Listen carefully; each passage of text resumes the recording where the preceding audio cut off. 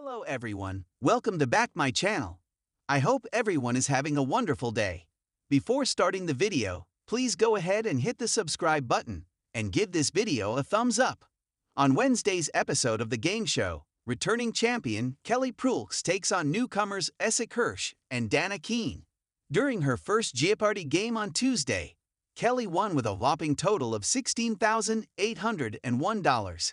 In the double Jeopardy round in the Don't Go Jason category, Ken, 50, posed a question regarding Jason Schwartzman getting his head kicked in an Edgar Wright film. Isaac was the first to buzz in and was slightly correct with his Scott Pilgrim answer. However, he guessed Scott Pilgrim versus the universe. Ken, 50, did not let it slide, but Kelly quickly got the answer correctly, which was Scott Pilgrim versus the world.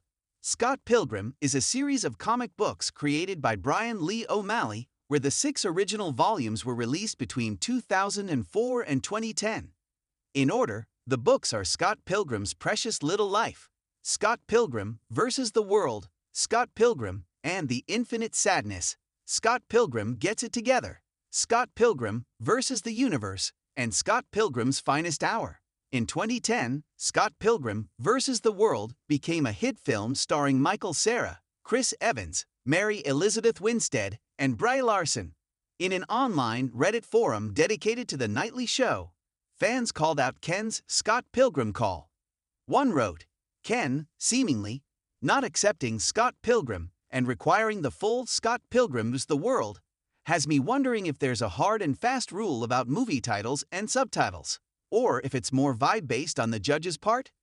Vs. the World is clearly de-emphasized in that movie's marketing materials.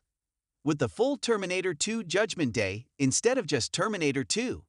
A second replied, Isaac said versus the universe, but in general, it is absolutely vibe-based. There's other Scott Pilgrim media with different titles after the name, so that would likely influence if they would require more than just the name, a third pointed out. A fourth wrote, I would assume that titles that include, or suggest, colons don't require anything after the colon. I agree that Scott Pilgrim is pretty unambiguous. However, I'm not at all surprised that they didn't accept it. I can't think of any other title where you wouldn't need to supply both halves of the verses. Someone else argued the person above's point. But if other Scott Pilgrim media are a factor, then you could argue Scott Pilgrim vs. the World is ambiguous, since that's also the title of the second book.